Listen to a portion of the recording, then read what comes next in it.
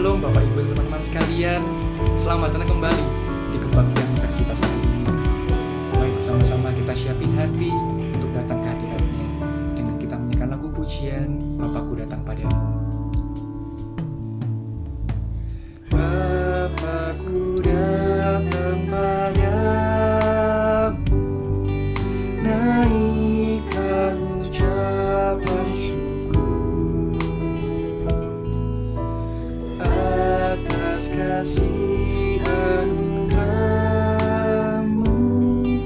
yang indah setiap hari.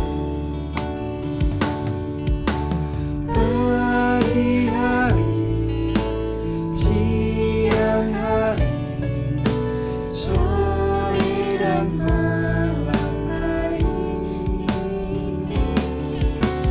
tak hentinya mengucap syukur atas kebaikan-Mu.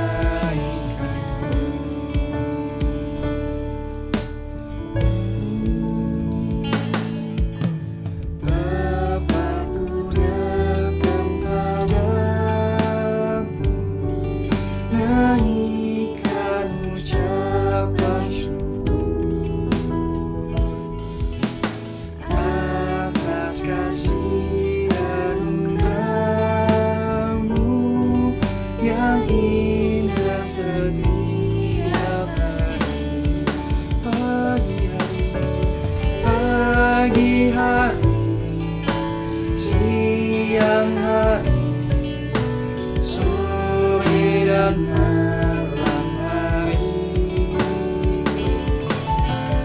tak hentinya mengucap syukur atas kebaikan. Pagi hari, siang hari, sore dan malam hari, tak hentinya mengucap syukur atas kebaikan-Mu, atas kebaikan-Mu.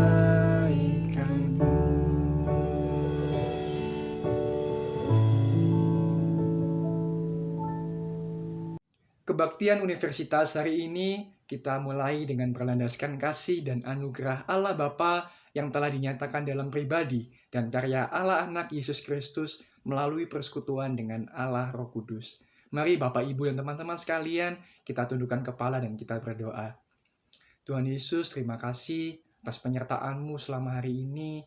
Dari kami bangun tidur hingga sampai saat ini, Engkau masih memberi kami kesehatan, kekuatan, panjang umur. Terima kasih Tuhan, kalau Engkau sudah menyertai setiap kami dan memberikan kami kesempatan lagi untuk beribadah di Kebaktian Universitas hari ini. Biarlah Kebaktian Universitas hari ini dapat menjadi turning point kami, dapat menjadi impact bagi kami Tuhan untuk dapat membagikan kepada orang lain di sekitar kami, untuk dapat merasakan cinta kasih-Mu Tuhan. Juga berkati setiap kegiatan pada hari ini kebaktian supaya dapat berjalan dengan baik dan lancar dari awal, pertengahan, hingga sampai nanti akhirnya. Terima kasih Tuhan, terima kasih. Berbicaralah Tuhan dalam setiap kami, di rumah kami masing-masing. Biarlah Engkau saja yang beracara dalam Kebaktian Universitas hari ini. Kami serahkan semua dalam tangan-Mu. Hanya di dalam nama Tuhan Yesus kami sudah berdoa dan mengucapkan syukur. Amin.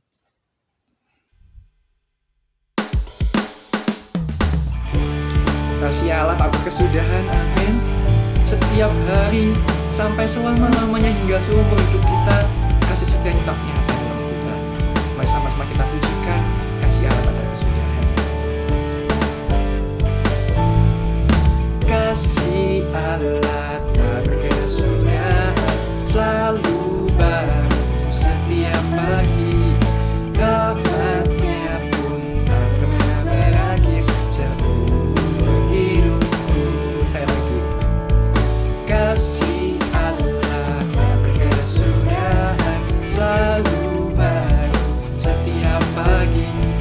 Rahmat-Nya pun tak pernah berakhir seumur hidupku.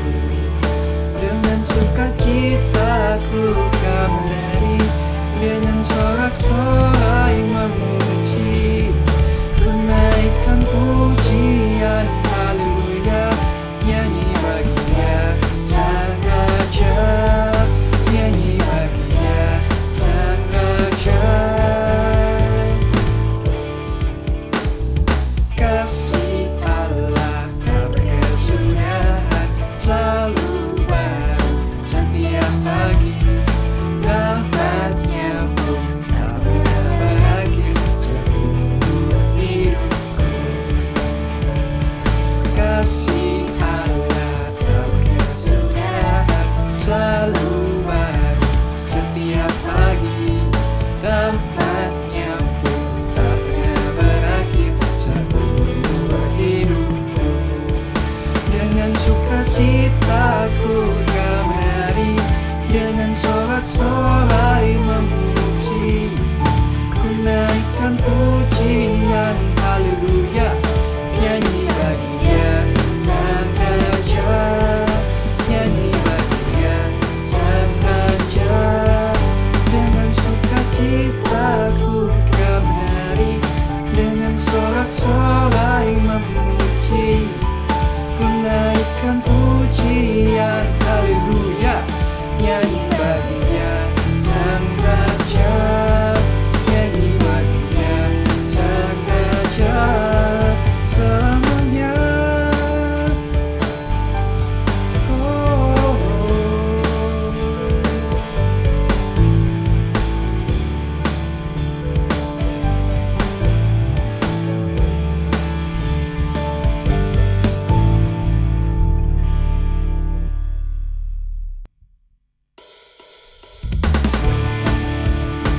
Siap diberkati oleh Tuhan?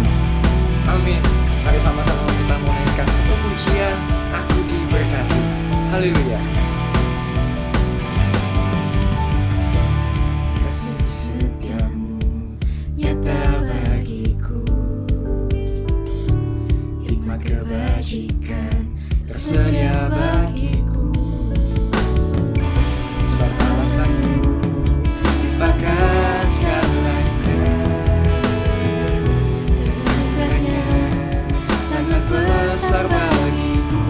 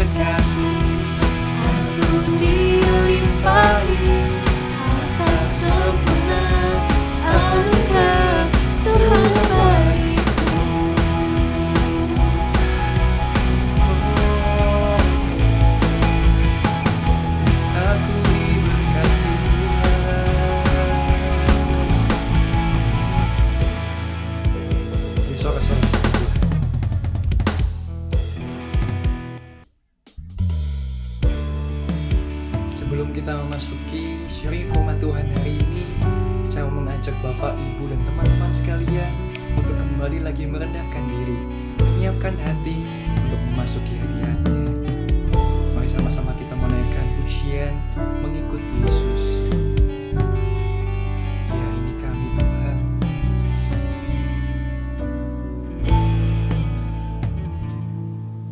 Semua karena anugerah-Mu hari ini ada, bukan karena kuatku, namun karena Roh-Mu. Ku bawa hatiku, penyembahanku, ku semakin berkurang, Yesus semakin bertambah. Mengikut Yesus, itulah kesukaan hatiku. Ku lepas semua aku untuk kehendaknya di hidupku. Mengiring Yesus, itulah kekuatan hidupku. Ku yakin anugerahnya mampu jadikanku hamba yang berkenan selalu.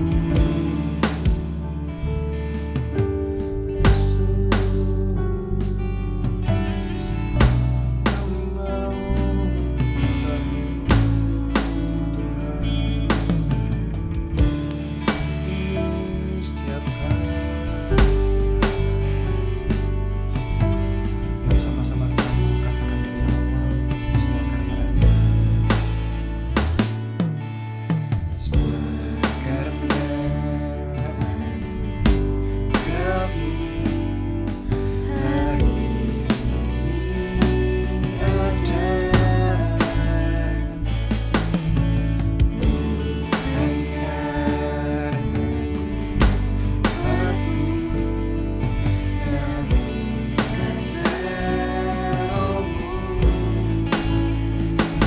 Ku bawa hatiku, penyembahanku,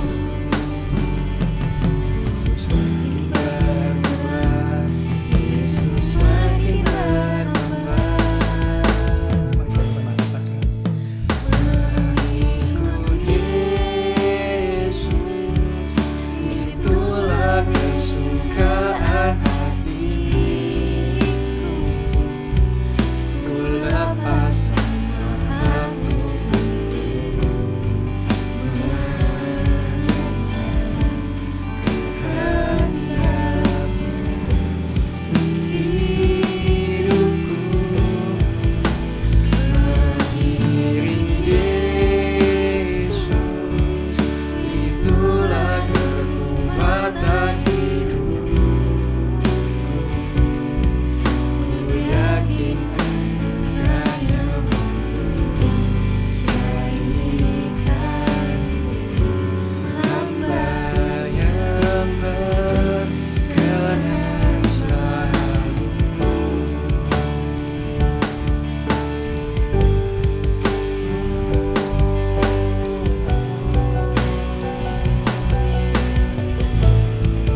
Kami mau terus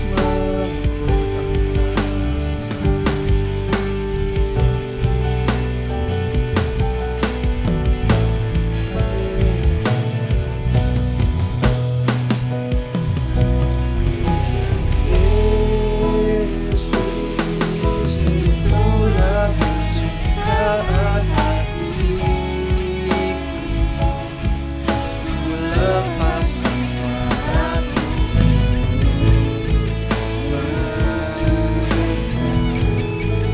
kehendakmu.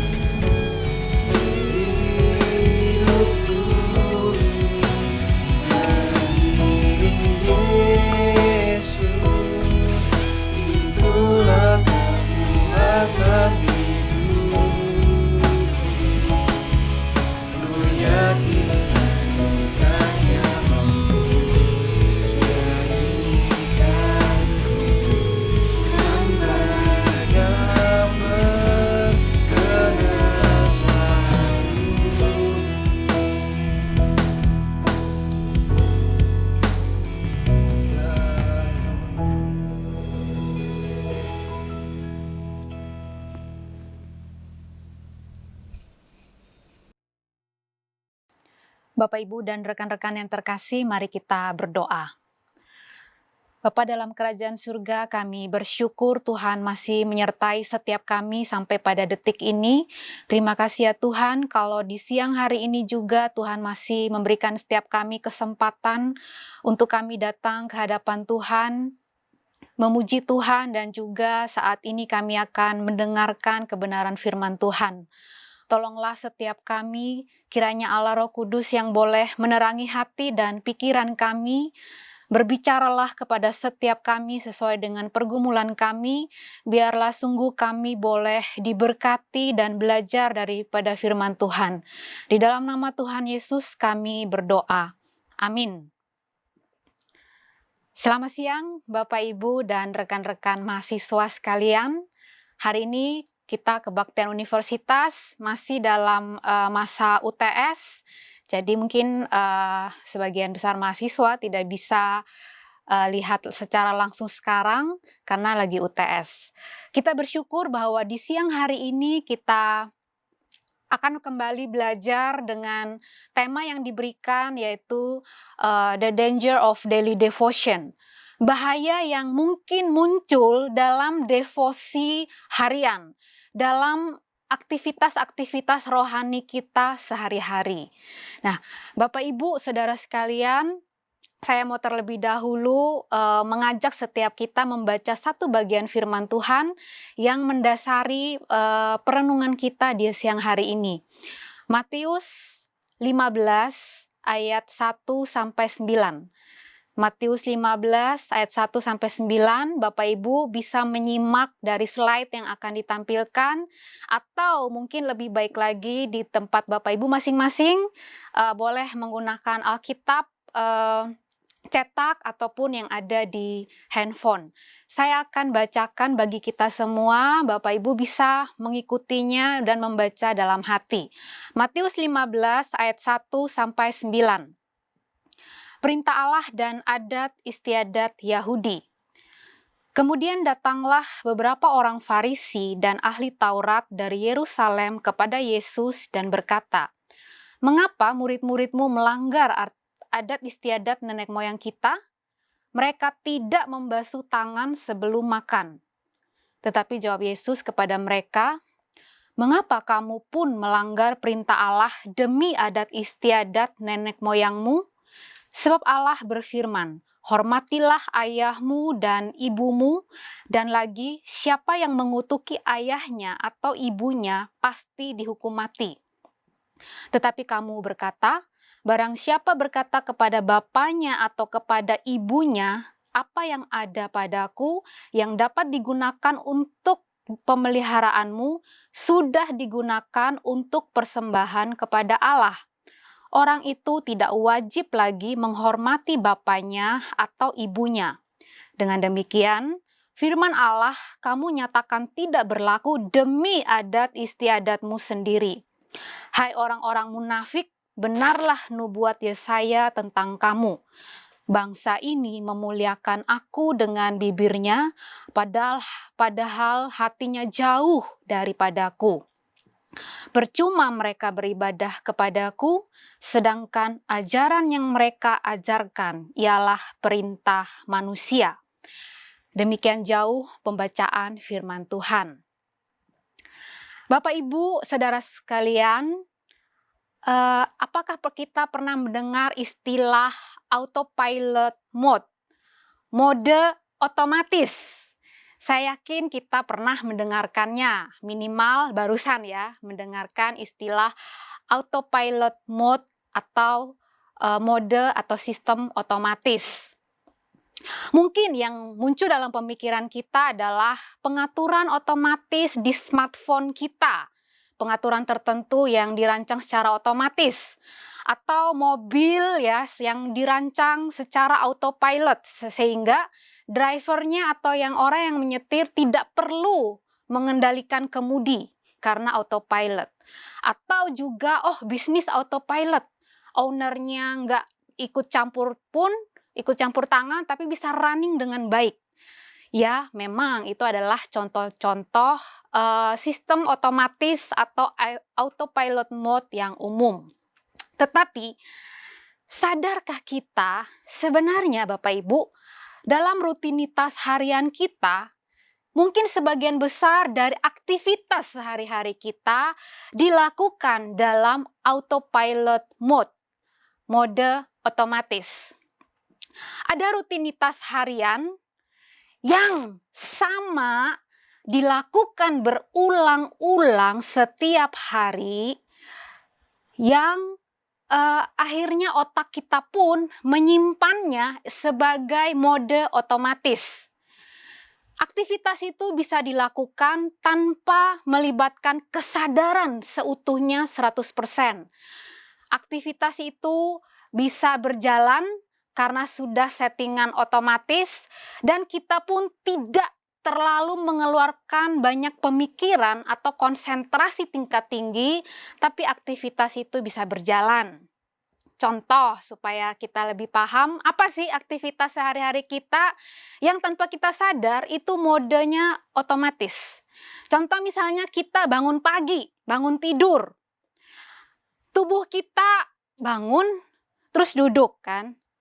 Atau mungkin ada yang langsung cari handphone, lihat handphone, matiin alarm. Dan mungkin nyawa kita belum terkumpul 100%, tapi bisa secara otomatis kita turun dari tempat tidur, buka pintu kamar, melangkah ke kamar mandi. Biarpun agak-agak merem, masih ngantuk, kita bisa berjalan ke kamar mandi. Karena udah biasa tiap pagi. Atau contoh, kita memakai sepatu. Saya yakin ketika kita akan pakai sepatu yang dilakukan berulang-ulang ya sejak kita kecil, maka ketika melakukan itu, mode otomatis itu akan membuat kita tidak lagi berpikir keras, kaki kanan dulu atau kiri ya yang saya pakaikan sepatu. Mana dulu ya? Tetapi langsung kita otomatis pakai di salah satu, kemudian selesai lalu kita berjalan. Kita jalan pun kan nggak mikir lagi, kanan dulu atau kiri dulu nih yang melangkah. Nah itu maksudnya mode otomatis, kita tidak terlalu konsentrasi 100%, tapi itu akan berjalan dengan otomatis. Aktivitas yang berulang repetitif tersebut disimpan otak dalam mode otomatis. Atau contoh yang terakhir, misalnya kita berjalan atau kita melakukan perjalanan dari rumah kita masing-masing ke kampus. Atau sebaliknya, setelah kita bekerja dari kampus, kita mau pulang ke rumah, entah yang naik motor ataupun dengan mobil. Mode otomatis di otak kita sudah menyimpan rute pola yang sama ketika kita dari rumah ke kantor dan dari kantor ke rumah. Itulah sebabnya kita bisa ya, entah menyetirkan tetap harus konsentrasi ya, tetapi kita nggak perlu mikir, ke rumah saya nih butuh 8 kali belok kiri, butuh 5 kali belok kanan, atau ada 10 lampu merah baru saya sampai ke rumah. Kita tidak akan pernah berpikir keras untuk hal itu, tetapi settingan otomatis di otak kita yang sudah dilatih berpuluh-puluh kali atau ratusan kali, membuat kita bisa setir ya, bisa bawa motor dengan tidak terlalu harus menguras pikiran dan energi kita, tiba-tiba kita sampai di rumah kita. Saking otomatisnya rute itu, arah yang sama, belokan yang sama, putaran yang sama, tiba-tiba kita udah sampai di rumah. Makanya kadang-kadang kita sampai di rumah, oh iya lupa, tadi kan mau mampir Indomaret dulu, kok lupa ya? Yaitu karena mode otomatis itu seperti sudah menghafalkan dan mengarahkan kita jalan pulang atau menuju kantor dengan rute yang sama, arah yang sama, berulang-ulang setiap hari. Oke, nah Bapak Ibu, sebenarnya mode otomatis dalam otak kita itu berguna untuk aktivitas-aktivitas harian yang berulang, rutinitas harian. Itu dilakukan otak juga supaya otak kita bisa menyimpan energi untuk fungsi yang lain. Sehingga kita nggak perlu mikir keras, konsentrasi 100%, waktu sikat gigi, waktu nyuci gelas, nyuci piring, waktu nyapu, waktu bangun tidur, tetapi dengan sedikit kesadaran atau konsentrasi, itu semua bisa berjalan dengan baik. Dan mode otomatis ini satu hal, cirinya adalah rutin. Polanya sama, gitu-gitu aja. Maka tidak akan ada hal baru, rute baru, atau cara yang baru. dalam cuci piring ya gitu-gitu aja, nyalain keran, taruh sabun, cuci, selesai, taruh di rak piring misalnya. Akan begitu aja polanya, tanpa ada pengembangan atau perubahan. Jadi autopilotnya seperti itu. Nah, Bapak Ibu sekalian, mode otomatis ini karena berulang-ulang, sama, repetitif, maka akan cenderung membentuk rutinitas dan bisa terasa membosankan. Gitu-gitu terus, jenuh, dan hidupnya terasa kurang hidup. Bangun tidur, buka mata, mandi, persiapan, kalau WFH, buka laptop, bekerja, selesai, laporan BDR misalnya, malam, makan, terus tidur lagi. Begitu terus repetitif tiap hari. Hidup bisa terasa membosankan. Nah, yang menjadi perhatian kita adalah, oke lah, mode otomatis tadi menolong dalam melakukan aktivitas harian seperti yang saya contohkan. Tetapi Bapak Ibu, sadar atau tidak sadar, autopilot mode tadi bisa juga menyelinap ke dalam kehidupan rohani kita, dalam aspek kerohanian kita. Setelah kita bertobat, kita belajar bahwa kita perlu bertumbuh kenal Tuhan. Ada berbagai disiplin rohani, ya disebut disiplin karena perlu upaya, perlu komitmen, perlu metodenya dicoba, ini nggak berhasil dicoba lagi.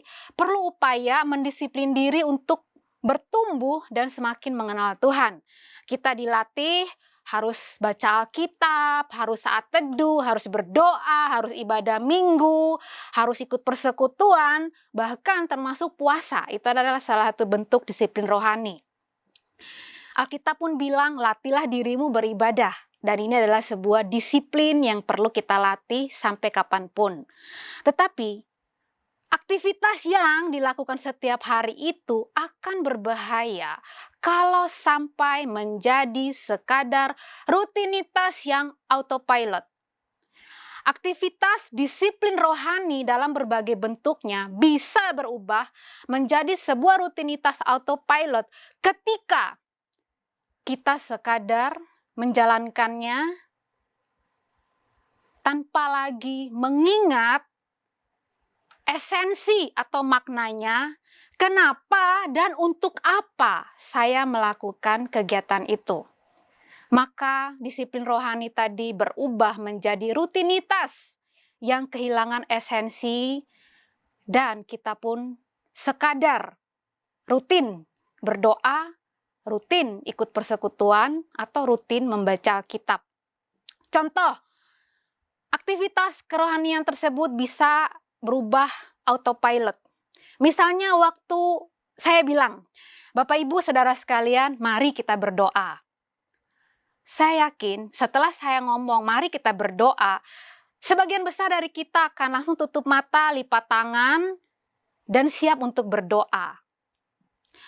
Pertanyaannya, apa iya berdoa itu harus tutup mata? Kalau kita lagi nyetir, kan nggak mungkin. Kan harus berdoa dengan mata terbuka. Atau kalau misalnya kita dalam situasi melayani orang yang kerasukan setan. Oh, itu wajib. Berdoa tidak boleh tutup mata. Bahaya Bapak Ibu ya. Atau kalau misalnya kita berdoa bersama nih, makan bersama ya. Lalu orang yang berdoa biasanya bilang, mari kita berdoa. Tuhan, terima kasih untuk makanan ini, kiranya Tuhan berkati supaya menjadi kekuatan bagi setiap kami. Amin. Pertanyaannya Bapak Ibu, waktu mengucapkan Tuhan, terima kasih untuk makanan ini, apakah kata-kata itu benar-benar terucap dari hati kita yang paling dalam, bahwa kita bersyukur, kita berterima kasih atas hidangan apapun yang ada di hadapan kita? Jangan-jangan formula kalimat itu sekadar kalimat doa yang menjadi format. Doa makan ya begitu, terima kasih supaya ini jadi kesehatan, kekuatan, amin.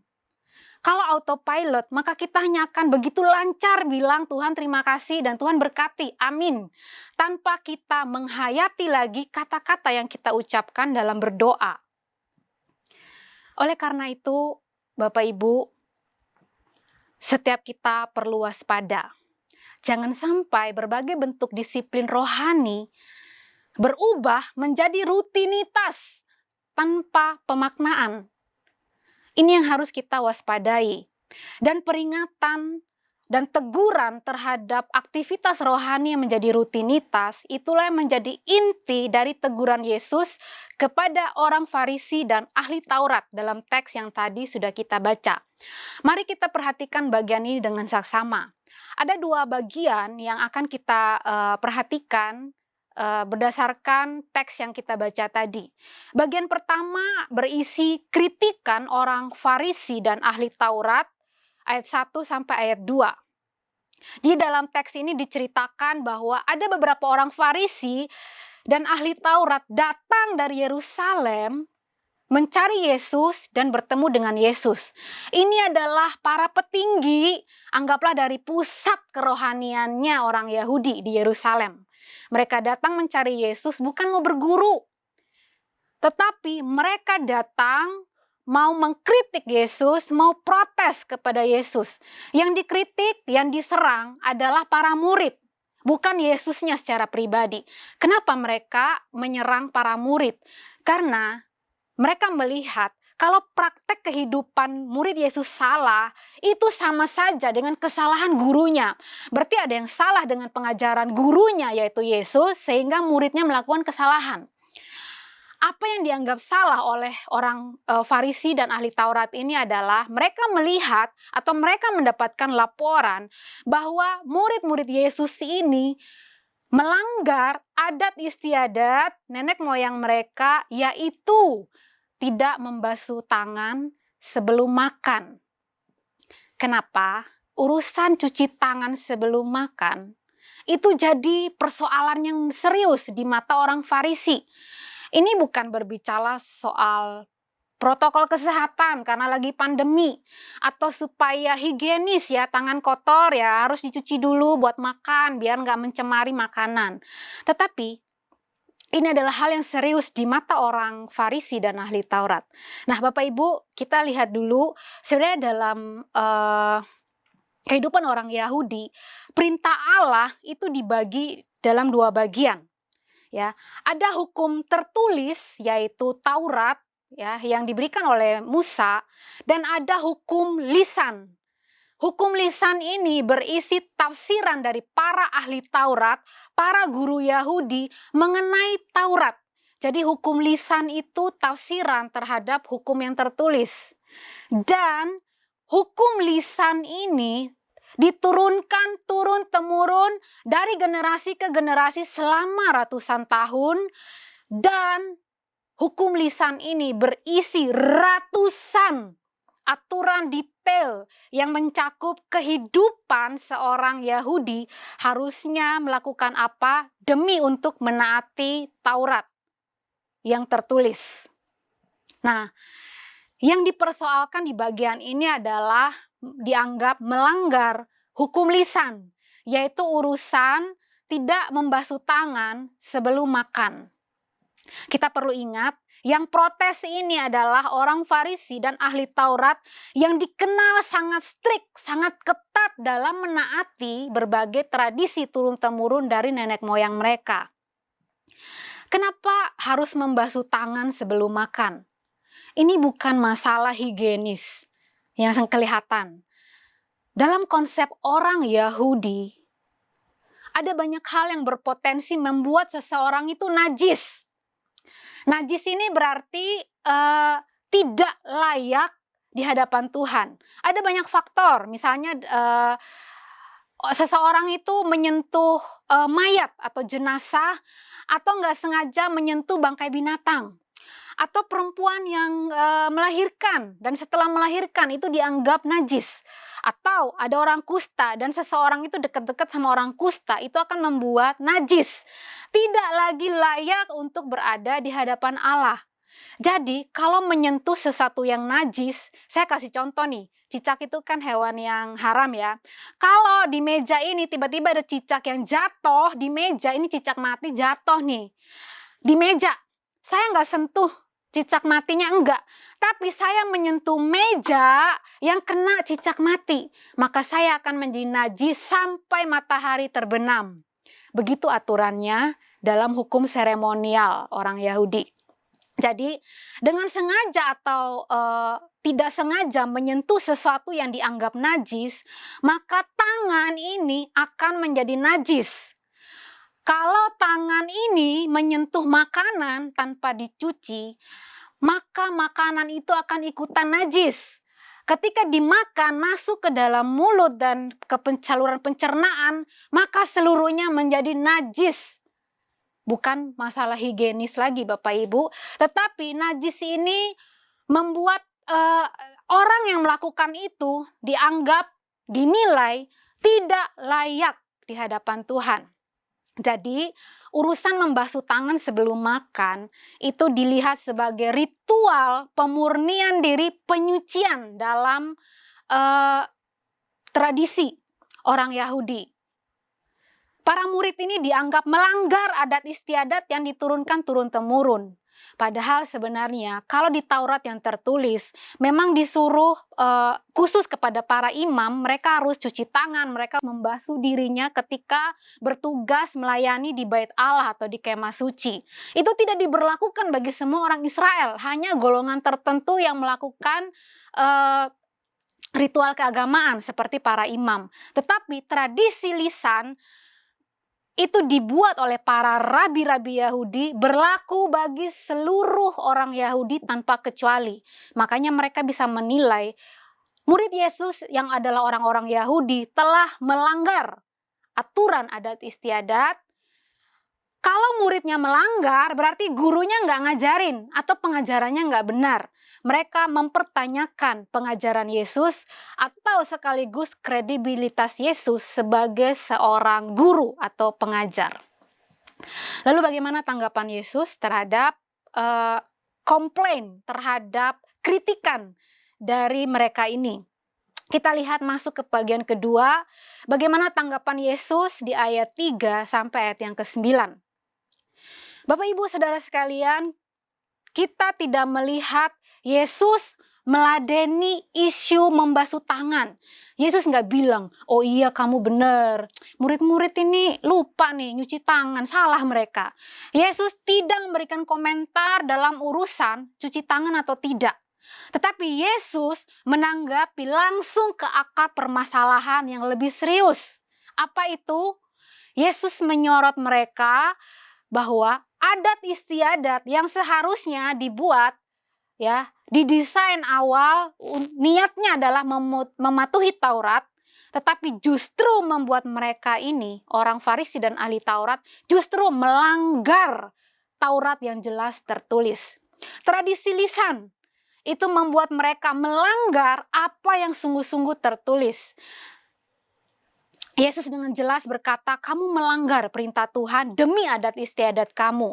Dan di situ diberikan contoh bahwa bagaimana orang Farisi dan ahli Taurat ini dengan jelas melanggar firman Tuhan yang tertulis, yang mungkin mereka ajarkan dan sebagainya. Di saat mereka sibuk urusan cuci tangan apa enggak, atau melakukan berbagai ritual kesalehan, mereka justru dalam waktu yang bersamaan juga sedang melanggar perintah Tuhan. Dalam hal ini yang disebutkan Yesus adalah mengabaikan tanggung jawab kepada keluarga. Mari kita perhatikan ayat 4 sampai ayat 5. Di ayat 4, Yesus menyebutkan tentang perintah menghormati orang tua dalam hukum kelima, ya. Hormatilah ayah dan ibumu. Itu adalah hukum kelima dalam Taurat yang tertulis yang orang Yahudi, orang Farisi dan ahli Taurat itu paham. Menghormati orang tua dalam perintah Tuhan ini berarti 3 hal. Yang pertama adalah memperlakukan dengan penuh hormat. Yang kedua, mengasihi dengan tulus.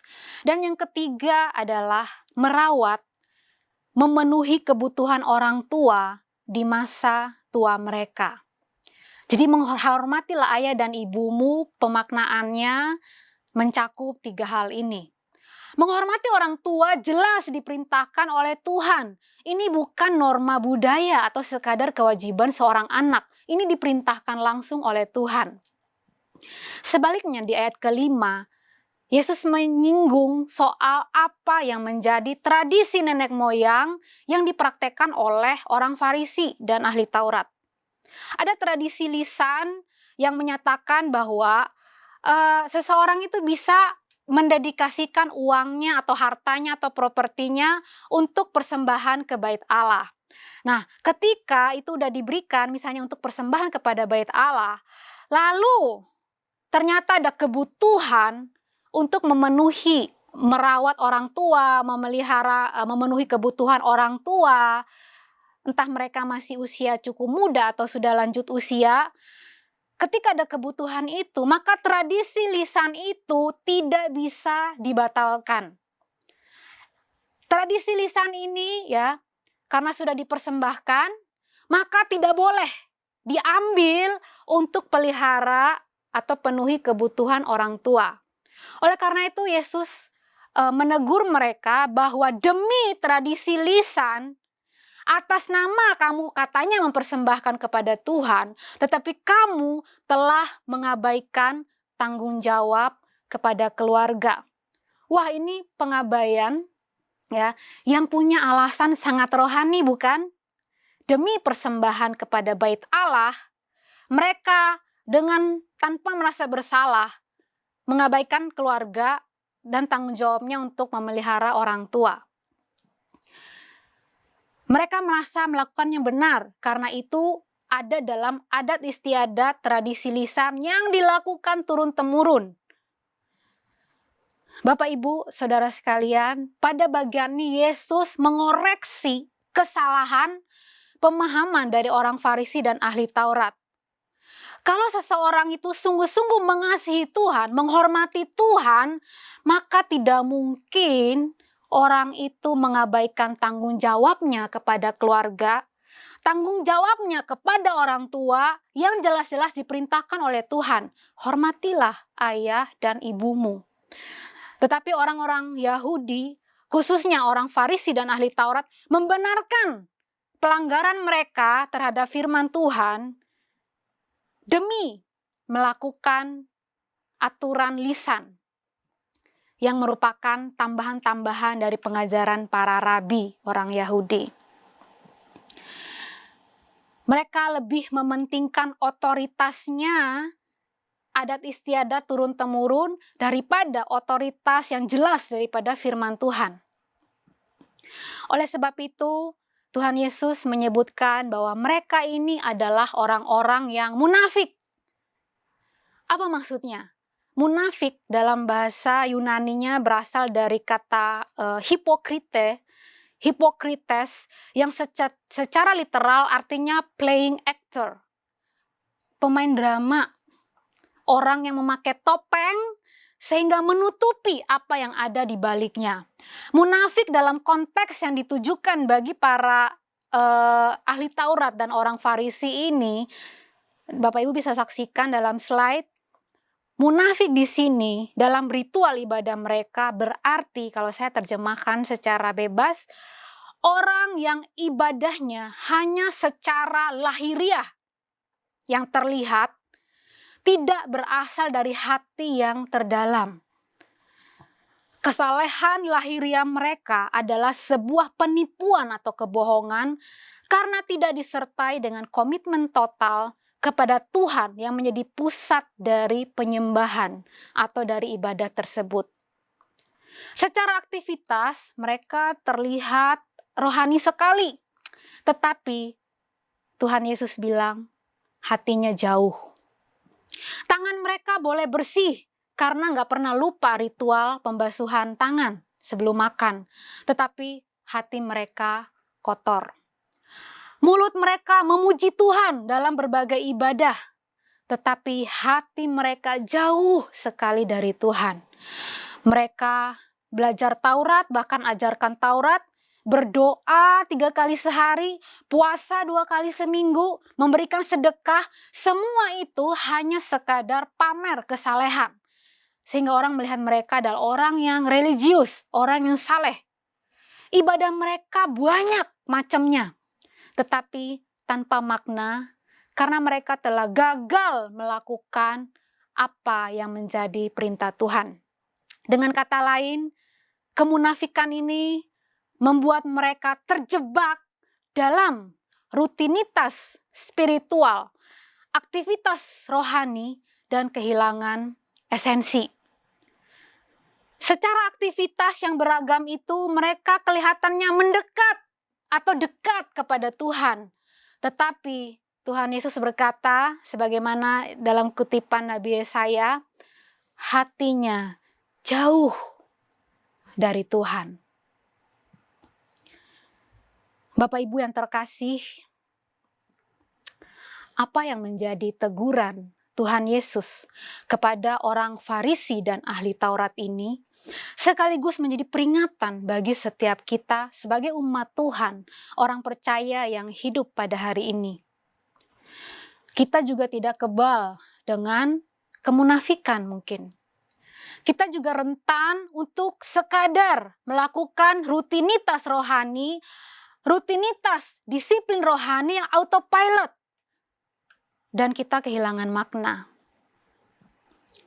Ketika kita membaca Alkitab kita, atau ketika kita saat teduh, entah pagi atau malam di waktu terbaik kita, ada kalanya kita mendapati, mungkin kita tidak mendapatkan apa-apa. Kayak Tuhan gak bicara apa-apa. Atau kita buka Alkitab kita, niatnya mau Bible reading, tetapi baru baca berapa kalimat, kita sudah ngantuk. Lalu pikiran kita mengembara kemana-mana dan kita merasa, bagian ini sulit untuk dipahami. Atau mungkin waktu kita berdoa secara pribadi. Waktu kita tutup mata dan mau berkonsentrasi. Bisa jadi pikiran kita mengembara entah kemana, memikirkan hal-hal lain. Kita sedang lupa bahwa kita sedang berkomunikasi dengan Tuhan yang melihat apa yang kita lakukan. Atau kita sekadar fasih melafalkan kalimat-kalimat doa yang bagus, bahkan yang ayat-ayat Alkitab kita ucapkan dalam kalimat-kalimat doa kita tanpa kita kembali menghayati. Misalnya ketika kita berkata, ya Tuhan yang berdaulat, sungguhkah hati dan pikiran kita juga sedang menghayati, ya Tuhan adalah Tuhan yang berdaulat dan yang mendengarkan doa kita. Atau misalnya dalam ibadah minggu, entah kita yang sudah beribadah secara onsite, datang ke gereja, atau masih secara online, atau misalnya kebaktian universitas ini kita masih lakukan secara online.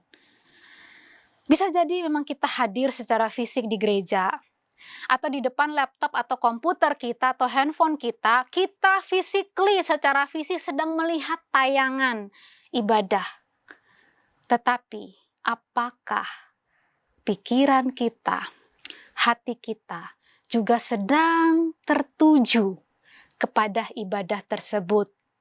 Atau jangan-jangan pikiran kita mengembara juga kemana-mana, memikirkan setelah ini ngapain ya? Aduh, kok persembahannya lama banget ya? Atau bisa jadi kita sedang mengikuti ibadah online, YouTube kita terbuka atau Zoom-nya, tetapi kita sedang multitasking, mengerjakan hal-hal yang lain, sehingga di akhir ibadah itu kita lupa tadi khotbahnya tentang apa, tadi pujiannya tentang apa.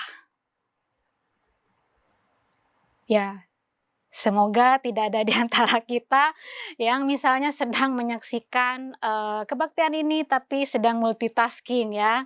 Bertobat ya Bapak Ibu, termasuk saya ya. Kadang-kadang dalam ibadah minggu online, saya tuh ya tergoda juga ngaku dosa ya. Oh, persembahannya lama nih ya di gereja virtual yang saya ikuti nih. Oh, saya bisa sambil minum kopi, ambil air minum gitu. Bertobat ya Bapak Ibu, hati kita, pikiran kita harus diupayakan. Fokus kepada ibadah, itu adalah waktunya beribadah, konsentrasilah beribadah. Jauhkan diri kita dari segala distraksi. Termasuk kalau kita tuh baca Alkitab dari handphone, godaannya besar. Muncul notifikasi WhatsApp, Line, ada email masuk, ada telepon masuk. Jauhkanlah dari segala distraksi. Bapak Ibu yang terkasih, saya membayangkan, andai kata Tuhan Yesus itu ada di hadapan setiap kita, setiap hari. Ya, Tuhan selalu hadir di tengah-tengah kita ya, dan Tuhan sedang melihat aktivitas kerohanian kita, kehidupan doa kita, baca Alkitab kita, ibadah minggu kita, ibadah rutin, persekutuan rutin, KTB kita mungkin. Ketika Tuhan melihat kita melakukan itu, betapa mengerikannya jika Tuhan Yesus berkata kepada kita, saudara dan saya, perkataan yang sama yang ditujukan kepada orang Farisi dan ahli Taurat. Jangan sampai Tuhan Yesus berkata, mulut kamu memuji aku dengan suara yang merdu. Kamu berdoa dengan fasih, kamu rajin ikut acara doa, kamu tekun, kamu kelihatan saleh, tetapi hati kamu, pikiran kamu jauh dari aku. Kamu tidak mencari aku untuk berelasi dengan aku, kamu sekadar melakukan sebagai rutinitas. Betapa mengerikannya kalau itu adalah kalimat yang akan Yesus ucapkan ketika Tuhan melihat setiap aktivitas rohani yang kita lakukan. Bapak Ibu, saudara sekalian, jika demikian, rutinitas yang autopilot dalam berbagai disiplin rohani itu berbahaya, lalu bagaimana caranya kita mengantisipasi supaya jangan sampai disiplin rohani, upaya kita untuk mendekat, mencari Tuhan, berelasi dengan Tuhan, itu tidak menjadi autopilot yang rutin, yang tanpa pemaknaan, tanpa penghayatan. Maka ada 3 hal yang perlu kita perhatikan. 2 pertanyaan dan 1 konsep. Yang pertama, ada 2 pertanyaan yang perlu kita tanyakan kepada diri kita untuk mengecek apakah disiplin rohani kita, interaksi kita dengan firman atau doa itu benar-benar devosi kepada Tuhan yang sungguh-sungguh atau telah bergeser menjadi rutinitas autopilot. Pertanyaan pertama adalah, apa yang mendorong saya melakukan hal ini? Apa yang membuat saya membuka Alkitab saya?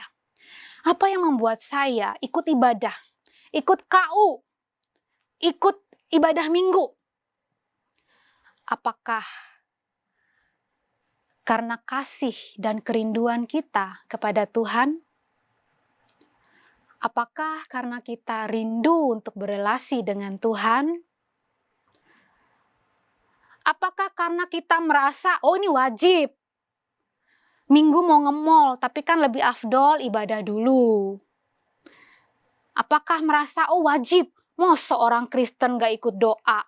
Mau seorang Kristen gak baca Alkitab? Rutinitas hanya akan membuat kita sekadar wajib lakukan. Kalau nggak doa makan, kok nggak enak rasanya. Kalau nggak ikut doa, nanti dicariin. Kamu kemana? Kok nggak ikut doa? Kalau nggak ibadah, nanti dicari sama pendeta atau gembalanya. Ketika kita merasa, saya lakukan karena wajib, atau mungkin ada konsekuensi kalau tidak melakukan, bisa jadi itu telah bergeser menjadi rutinitas. Jadi tanyakan kepada diri kita, apa yang membuat saya melakukan atau mengikuti berbagai aktivitas tersebut? Pertanyaan kedua adalah, apakah dampak dari disiplin rohani ini bagi saya secara pribadi? Disiplin rohani seharusnya menghasilkan pengalaman emosional bersama dengan Tuhan. Pembaharuan pikiran ketika berinteraksi dengan firman Tuhan, kalibrasi hati yang mungkin sedang menyimpang dari Tuhan dan kebenarannya. Kepekaan akan suara Tuhan, kepekaan atau duka cita karena dosa. Atau Disiplin rohani itu seharusnya berdampak kepada perubahan pola pikir kita, perilaku kita sehari-hari. Rutinitas hanya akan sekadar berjalan dan orang yang melakukan akan berasa biasa aja, hambar, kering kerontang, dan bosen. Lebih menarik nonton drakor berapa episode daripada buka Alkitab dan baca satu ayat. Mungkin seperti itu. Sebosan dan gak semenyenangkan itu ketika melakukan aktivitas rohani. Dua pertanyaan ini kita tanyakan kepada diri kita. Dan yang terakhir adalah, ada satu hal esensi yang perlu kita harus hadirkan dalam setiap devosi kita ketika kita berdoa, baca Alkitab atau apapun. Ada satu hal yang harus tidak boleh hilang dari hati dan pikiran kita, yaitu stay amazed at grace. Tetaplah selalu takjub akan kasih karunia Tuhan. Ada satu ruang untuk selalu kagum, takjub, terpesona sama Tuhan, sama karyanya, sama kebaikannya, dan terhadap karunia, kemurahan, kasih karunia, pengampunan Tuhan bagi orang berdosa seperti kita. Dalam perjalanan iman kita ini kan masih bolak-balik jatuh dalam dosa, gagal menyenangkan hati Tuhan. Tetapi kasih karunia Tuhan, pengampunan itu selalu ada dan diberikan bagi kita ketika kita mengaku dosa. Ini yang seharusnya membuat kita tuh selalu bersyukur, berterima kasih, kagum, amazed selalu kepada Tuhan yang begitu luar biasa. Ketika kita akan membaca Alkitab kita, jangan sampai cuma sekadar baca. Berdoalah, minta Tuhan, bukalah mataku supaya aku takjub kepada Engkau yang dikisahkan dalam bagian ini. Melihat Tuhan yang luar biasa melalui pembelajaran firman yang akan kita lakukan. Mendengar Tuhan berbicara melalui khotbah apapun yang sedang akan kita dengarkan. Minta Tuhan berbicara kepada kita, buat kita kagum kepada Dia, takjub kepada Dia. Harus selalu ada ruang itu dalam pikiran kita, dalam hati kita. Supaya ini boleh menolong kita tidak autopilot, rutinitas, berdoa, dan melakukan berbagai disiplin rohani. Biarlah kita boleh memohon kepada Allah Roh Kudus untuk memberikan kita hati yang rindu mencari Tuhan melalui devosi harian kita.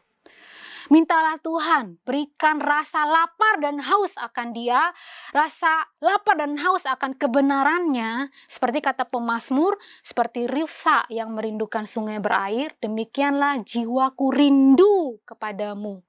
Datang ke hadapan Tuhan harus dengan rasa rindu. Kalau nggak merasa rindu, minta sama Tuhan. Mungkin kondisi kita lagi tidak baik-baik saja. Maka mintalah Tuhan, kasih saya rasa rindu, kesempatan untuk takjub dan terpesona sama Tuhan. Supaya lewat doa kita, lewat perenungan firman Tuhan, lewat pembacaan Alkitab, lewat persekutuan dengan saudara seiman, Tuhan boleh pakai momen tersebut untuk menguatkan kita, menghibur kita, menegur atau mengoreksi kesalahan atau dosa yang kita lakukan. Atau mungkin memberikan pengharapan kepada setiap kita ketika kita nyaris putus asa atau sedang putus asa dan pikiran kita buntu karena berbagai pergumulan hidup. Atau biarlah momen setiap hal itu yang kita lakukan itu menjadi kesempatan Tuhan menyatakan diri. Tuhan yang menuntun kita, memberikan keberanian untuk melangkah, untuk mengambil komitmen yang baru atau berjalan bersama-sama dengan Tuhan yang senantiasa menyertai dan menolong setiap hari. Biarlah Tuhan yang boleh menolong setiap kita supaya devosi harian kita dalam segala macamnya itu tidak menjadi rutinitas yang autopilot tanpa pemaknaan. Tuhan Yesus memberkati setiap kita. Mari kita berdoa.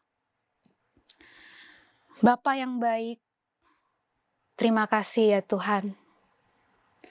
Melalui firman-Mu di siang hari ini, kami boleh disadarkan, kami boleh ditegur ya Tuhan. Kami sadar bahwa tidak setiap kali kami datang ke hadapan-Mu dengan rasa rindu akan Engkau.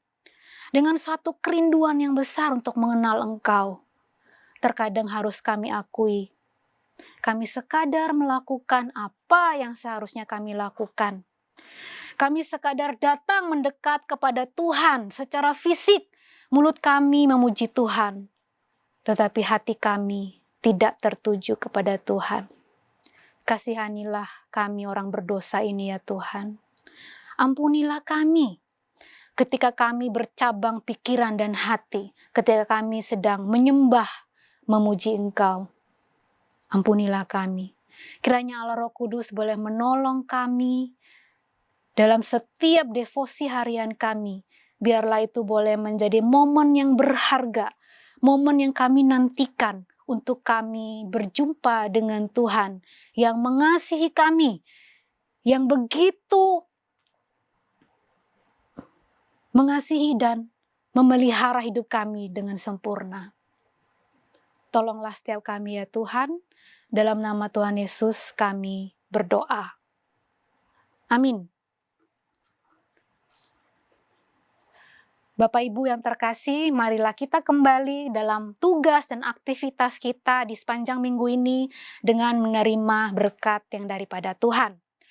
Kiranya kasih karunia dari Allah Bapa, penyertaan dari Yesus Kristus, Sang Firman yang hidup, pertolongan dan tuntunan dari Allah Roh Kudus boleh menolong setiap kita, supaya dalam setiap devosi harian kita bertumbuh, mengenal Tuhan, dan semakin mengasihi Tuhan. Allah Tritunggal menyertai kita hari ini, besok, dan sampai selama-lamanya. Amin.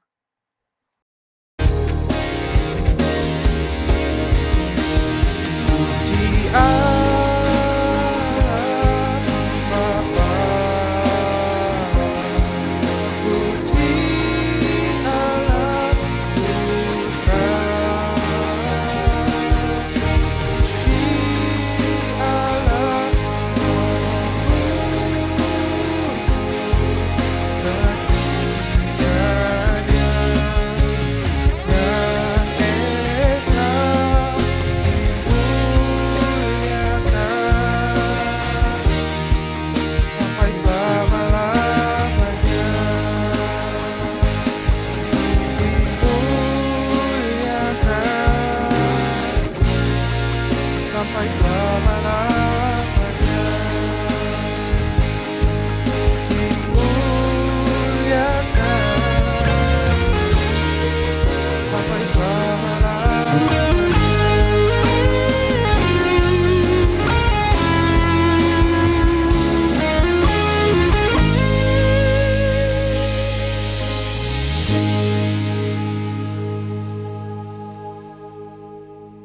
Shalom Bapak Ibu dan rekan-rekan mahasiswa sekalian. Sebelumnya terima kasih kepada penata layan yang telah melayani hari ini dan kepada Ibu Sepridel Hetada yang telah membawakan firman hari ini bertemakan The Danger in Daily Devotion. Firman hari ini mengingatkan kita tentang bahaya yang mungkin timbul dari rutinitas devosi harian kita. Maka dari itu penting untuk kita mengetahui bagaimana cara menyikapi bahaya devosi harian kita dengan tepat. Mari kita berkomitmen bersama-sama